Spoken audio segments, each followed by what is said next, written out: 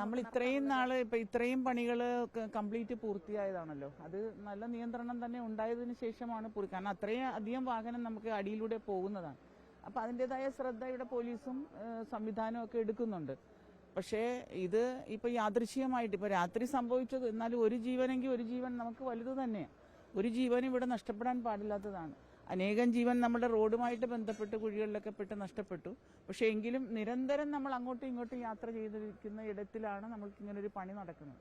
അപ്പം അതിൻ്റെതായ ഒരു നമ്മൾ വളരെയധികം ശ്രദ്ധയോടുകൂടെ ഞാൻ കളക്ടറിനെ വളരെയധികം ഇതിൻ്റെ ഈ വിഷമതകൾ നമ്മൾ അറിയിച്ചാൽ ഗഡർ ഉയർത്തുക എന്ന് പറഞ്ഞാൽ വലിയ റിസ്ക്കുള്ള പരിപാടിയാണ്. അത് അടിയിലൂടെ വാഹനങ്ങൾ മനുഷ്യ ജീവൻ പോയിക്കൊണ്ടിരിക്കുമ്പോൾ ആണ് ഈ പണി നടക്കുന്നത് കൊണ്ട് തന്നെ നമ്മൾ ഉത്കണ്ഠാകുലരാണ്.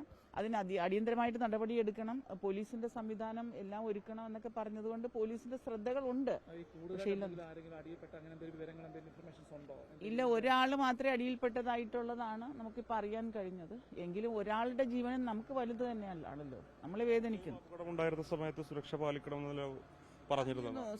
പാലിക്കണമെന്ന് പറഞ്ഞിരുന്നു. അതിൻ്റെതായ സുരക്ഷകൾ അന്ന് നമ്മൾ എടുത്തിരുന്നു എന്നുള്ളത് തന്നെയാണ് ഞാനതിൽ ഇടപെട്ടിരുന്നു.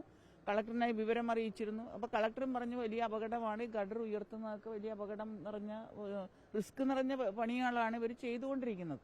പക്ഷെ എന്ന് വെച്ച് വാഹനം കടന്നു പോകാതിരിക്കുവാൻ നമുക്ക് സാധിക്കില്ല, പണി നടത്താതിരിക്കുവാനും സാധിക്കില്ല. ഇത്ര വർഷം കൊണ്ട് ഇവർ പണി പൂർത്തിയാക്കി നമുക്ക് തരണമെന്നാണല്ലോ.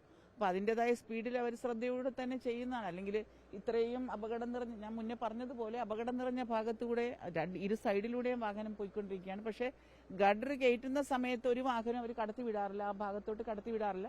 സ്ട്രിക്റ്റ് ആയിട്ട് തന്നെ അവർ അത് പാലിക്കുന്നുണ്ടായിരുന്നു. ഇന്നലെ പോലീസ് സംവിധാനമൊക്കെ ഇവിടെ ഉണ്ടായിരുന്നു, ഈ പ്രവർത്തനങ്ങൾ നടക്കും. രാത്രി പോലീസ് സംവിധാനം ഉണ്ടായിരുന്നോ എന്ന് എനിക്ക് കൃത്യമായിട്ട് അറിയില്ല, അത് പോലീസിനോട് ചോദിച്ചാലേ അറിയാൻ പറ്റുള്ളൂ. പക്ഷേ ഞാനിത് അറിഞ്ഞ ഉടനെ തന്നെ വിളിച്ചപ്പോൾ പോലീസ് എല്ലാം സ്ഥലത്തുണ്ട് എന്നുള്ളതാണ് അറിയുന്നത്. ഏത് മേഖലയിലൂടെ ഗതാഗതം വഴി തിരിച്ചു?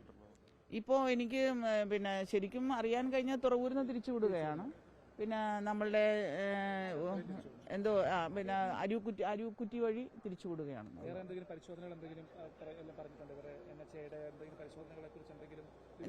ഞാനിപ്പോൾ അവരൊക്കെ വിളിച്ചു, റിയാസ് മിനിസ്റ്ററിന്റെ ഓഫീസിലേക്ക് വിളിച്ചറിയിച്ചിട്ടുണ്ട്, മന്ത്രിയെ അറിയിച്ചിട്ടുണ്ട്, അവിടുത്തെ ഓഫീസിലേക്ക് വിളിച്ചറിയിച്ചിട്ടുണ്ട്. ഞാൻ സംസാരിച്ചു, എലിവേറ്റഡ് ഹൈവേയുടെ ആൾക്കാർ മാനേജർ. അവർ പറഞ്ഞത് ഇതിന്റെ ജാക്കി എന്തോ ഒടിഞ്ഞു പോയെന്നാ പറഞ്ഞത്. ഇത് കയറ്റുന്നതിനിടയ്ക്ക് സ്ലിപ്പായെന്ന്, ജാക്കി സ്ലിപ്പായെന്ന്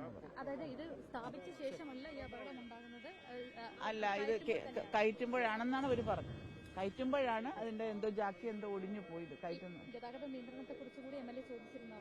എന്തോ ഞാൻ ചോദിച്ചിരുന്നു, പക്ഷെ വാഹനം കടത്തി വിട്ടില്ല എന്നുള്ളതാണ് അവർ പറഞ്ഞത് എന്നുള്ളതാണ് എന്റെ അറിവ്. ഞാൻ അതിനെ കുറിച്ച് അറിയാം, ഞാനിപ്പോ വന്ന് സ്പോട്ടിൽ വന്നതല്ലേ ഉള്ളൂ. അപ്പൊ അതിന്റെ